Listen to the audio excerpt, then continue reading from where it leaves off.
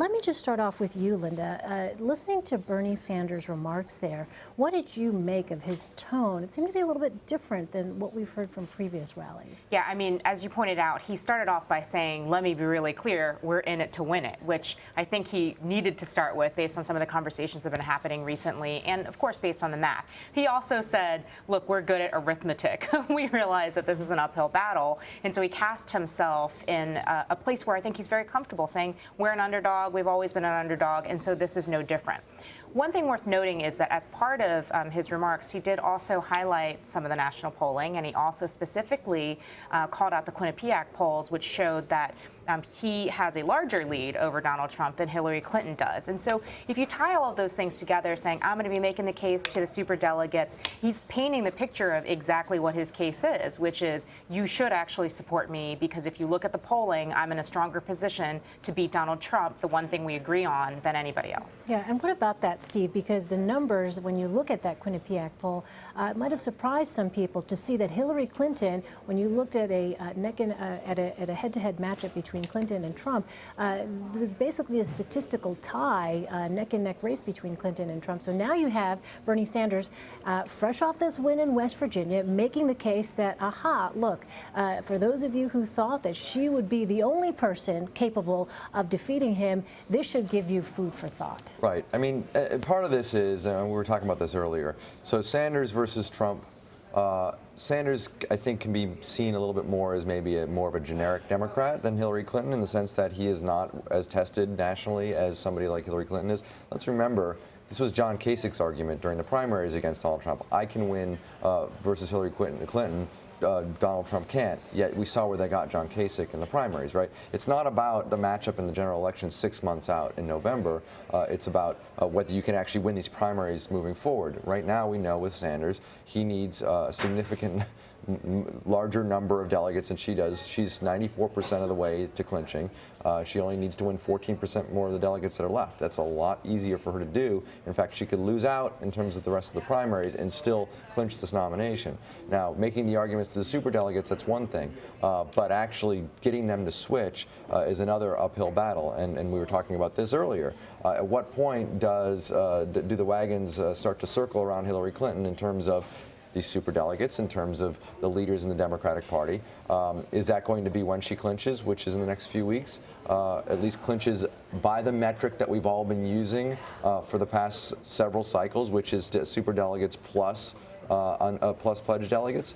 Will that happen? I think it probably will. I think you're going to start Democrats looking at this race and saying it is now hers. She is now the presumptive nominee because she has hit 383 delegates, super and pledged.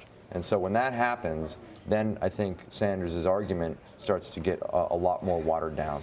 To be clear, though, I don't think that argument, and you touched on this a little bit, is to his supporters. Because as we've seen from other exit polls, they don't. If he wins, the people who support him don't care about electability. Mm-hmm. That's never been their thing. I think he's making this winnability argument specifically to the superdelegates, right. And it's a last-ditch effort, right? We know that's all he has left. Exactly. We know based on everything we know about how the democratic system works and where superdelegates are from and who they are. It's very unlikely. It's a serious Hail Mary. But didn't I hear? Oh, go ahead, Caitlin. I was going to say, I mean, and he has really no incentive to drop out before the end of this. I mean, he has the money. Yes, his fundraising has been cut in half, but that's cut in half means $20-something million, yeah. Which is, twice, 3 times as much as some of the Republicans bring in. So he has the money to continue. He obviously has a message that's compelling to his supporters and something that he's cared about for a long time. So, and Hillary Clinton's in this difficult position where she can't ask him to drop out. She's not telling him to drop out because she did the same thing in 2008. And let's not forget, she not only did the same thing in 2008, but she won more states than Barack Obama at the end in 2008, even when the math wasn't working in her favor.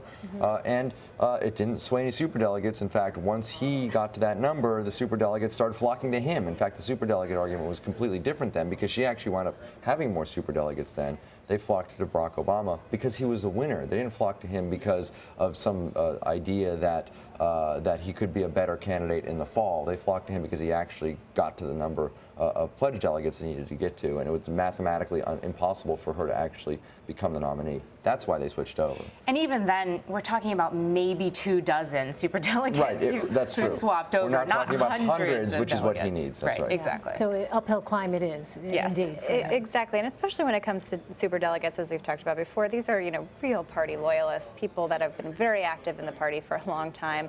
Bernie Sanders does not fit the bill of someone that they would be able to switch to. One of the things he did say in his remarks in Oregon, it was interesting to note the demographic. He focused on the fact that he has the support of young people. And one of the things he said as he tried to make this case to the superdelegates is, what that tells me is that the people need to look at that because this is the future of the Democratic Party. So you want to say something about that? If you look at the exit polling, not including tonight, but up until tonight, right, he crushed among younger voters. I mean, 70 some odd percent to 20 some odd percent. Isn't that for part her. of his argument to superdelegates? Okay, but she flipped those numbers, and that's what she did with older voters. Yet the percentage of people who voted in the in the primaries, more older voters than younger voters. So you could make the argument all you want about enthusiasm in younger voters, but in terms of sheer numbers of people actually getting out to vote, there are more older voters that actually get out to vote. So that's why she's won more votes in these primaries than he has, is because more older people vote than younger people. So you can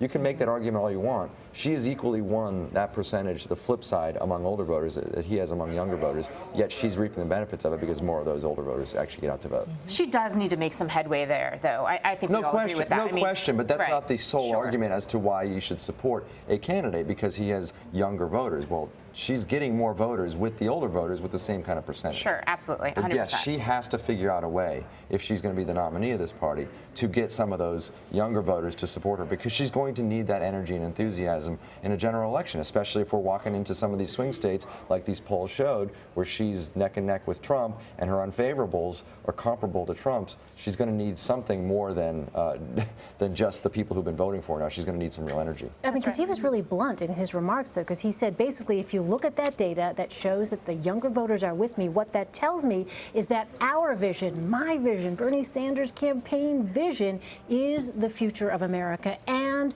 by extension, of course, the future of the Democratic Party. And so it sounded as though he was essentially making this case, trying to make this case that, look, if you are not with us, yes, we can look at the demographic of older voters going for Hillary Clinton. However, the hearts and minds of the future are with me. Right, is but we essentially always, what he but said. every 4 years is always a candidate that captures the hearts and minds of younger voters. And the problem every 4 years is it's never enough to get that person the nomination, right? It just never is. Obama was one of the only people, I think, in recent memory I can think of who could transcend age. He brought younger people, he brought older people, brought everybody into this and wound up winning the nomination. But that's very rare.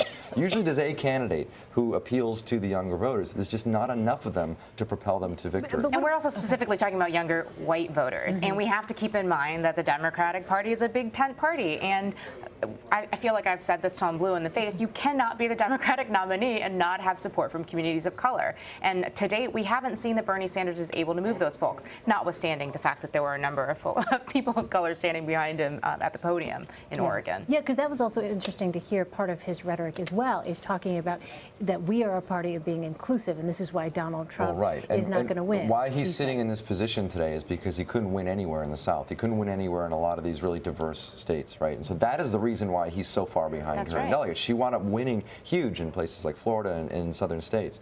And, without that, you're not going to win the Democratic nomination. It's just not possible. Yeah. So, Leslie, you're the Republican here. Let me ask you, when you hear... Oh, I got plenty to say about that, too. But I'm just, did you want to weigh in on that? Well, sure. I mean, he's talking about the enthusiasm who was the candidate, Ron Paul. I mean, we felt that pain in terms of the Ron Paul. But, Ron Paul supporters eventually became very libertarian, and they kind of tilted. But they were younger. They were extremely young. They were still in college, and they were very organized and galvanized every debate. I mean, they'd come in buses and just thousands Howard Dean in thousands. 2004. That's right. Very much so. So definitely so. But ours did move over, I would say, more libertarian and kind of tilted the party more to the right. And with Latino, particularly, they're splitting between Bernie and Hillary Clinton in the sense that that's not something that was expected, that you had young Latinos falling in line with other non-Hispanic white young youth as well, which is is a very important and telling point. Yeah. What did you think of some of the remarks we heard from Bernie Sanders in Oregon going after Donald Trump, though, on this notion of non-inclusion, right? So the idea that, the American people essentially aren't going to stand for that because his argument is that everyone knows America is not about that. Essentially paraphrasing what he said, that, people understand what it is that Donald Trump stands for, and he's saying, look, this is something that is not going to be accepted by Americans come the general election. I think a lot of people are going to disagree with him. I think that they feel that the America that he's talking about, the America that Donald Trump are talking about, are not necessarily seeing things through the same lens. That there's still a lot of people that are disaffected and feel that have been left out of the party. And that other folks have gotten special treatment that perhaps they haven't. So there's a lot of kind of undertones of it depends on what side of the fence you're sitting on. I think overall we want to embrace an economy that everybody can get on the on-ramp to the American dream. And some people really feel they've been left behind, and Donald Trump speaks to those people. I think let's look at the states that are going to matter, right? The Electoral College map, and let's look at the states that are going to matter: Ohio and Pennsylvania and Florida and Virginia. And let's ask those questions about those voters. Are they more in line with the Sanders idea of inclusiveness, or are they feeling this idea that these voters are feeling left out of what's happening in this country? I don't know the answer to that question yet, but those are the questions that we have to ask, because those are the people that are really going to decide this election, right? It's not about America. It's not about California and New York and these places that there'll be blue states and everybody wants to be inclusive and it's all great. It's about these swing states where you have a mix of all different kinds of ideas, and what is bubbling up in those places right now, and it's going to be interesting to see whether it's closer to Sanders Clinton or if it's closer to Trump and where the Republican Party is right now. Republican voters, I should say, not necessarily the Republican Party, but Republican voters very angry, very upset with Washington. We'll see what happens there in November.